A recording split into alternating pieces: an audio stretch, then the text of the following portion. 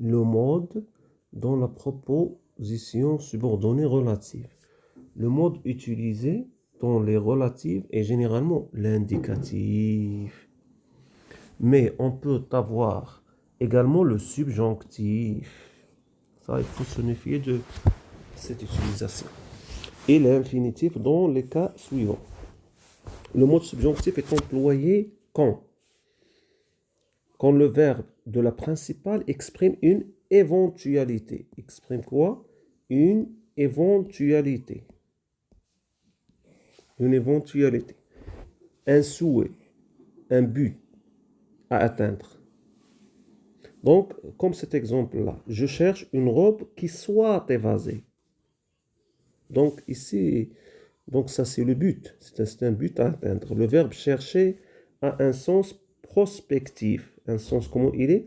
Prospectif. Ça veut dire un prospectif qui se jette vers l'avant, vers l'avenir. Il signifie vouloir, acheter, acquérir. Et le subjonctif correspond ici à l'expression d'une existence de l'antécédent voulu ou à tout le moins souhaité. Donc, c'est une définition qui provient d'un livre, à la page 129. Quand la relative exprime une restriction, en particulier, quand l'antécédent fait l'objet d'une sélection par l'emploi d'un superlatif, qui est un superlatif relatif, ou d'un adjectif impliquant la restriction, comme la seule, le premier, la première, le dernier, le principal, unique, et ainsi de suite.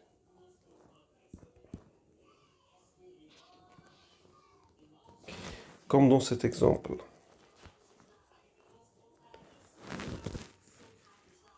C'est la seule personne qui convient à cette mission. Ici, c'est la seule personne qui convient normalement, qui convient à cette mission. C'est une proposition relative. Relative, oui, c'est la seule personne. Et là, voilà l'antécédent. Personne. Donc, mais ici, le verbe de la proposition subordonnée, il est conjugué au subjonctif, au mode du subjonctif. Pourquoi? Parce qu'il y a l'utilisation de ce mot, la seule. Donc, c'est un adjectif impliquant la restriction.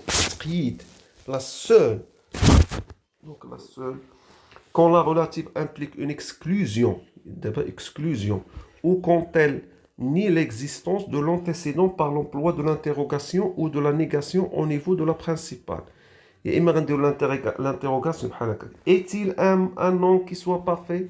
Est-il un nom qui soit parfait? Non, c'est l'antécédent. Qu'est-ce qu'on a fait? On a exclu l'antécédent par l'intermédiaire ou bien par le trichement de quoi? De l'interrogation.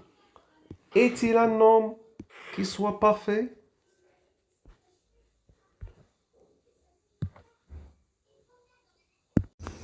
On va expliquer encore, par exemple, quand la proposition principale exprime une négation, une interrogation totale.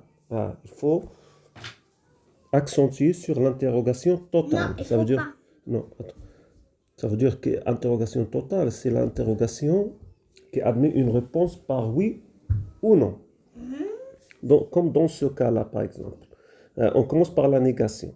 Je ne connais personne qui puisse en faire autant. Je ne connais personne qui puisse en faire autant, qui puisse vers pouvoir, au subjonctif. Donc ça, c'est la négation. Il y a une interrogation totale. Connaissez-vous quelqu'un qui puisse en faire autant? Connaissez-vous quelqu'un qui puisse en faire autant? C'est une interrogation. Maintenant, c'est la condition. Si vous connaissez quelqu'un, si, le voilà, si.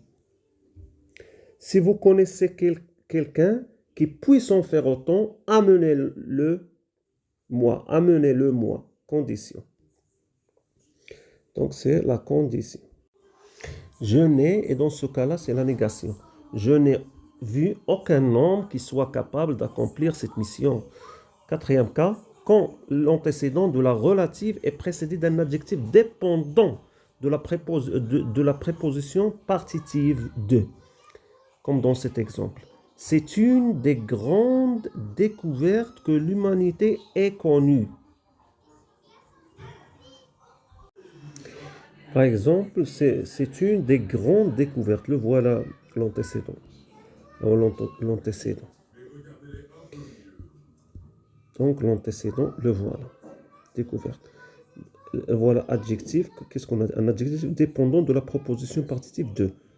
Des grandes découvertes que l'humanité ait connues. Subjonctif. Et le dernier cas, les relatifs peuvent être aussi à l'infinitif. Lorsque le groupe nominal relativisé est prépositionnel par effacement du verbe pouvoir. Par exemple, à qui je puisse m'adresser. Je cherche quelqu'un à qui m'adresser. Je cherche quelqu'un à qui je puisse m'adresser. Donc cette phrase d'infinitif a une nuance de but et de conséquence.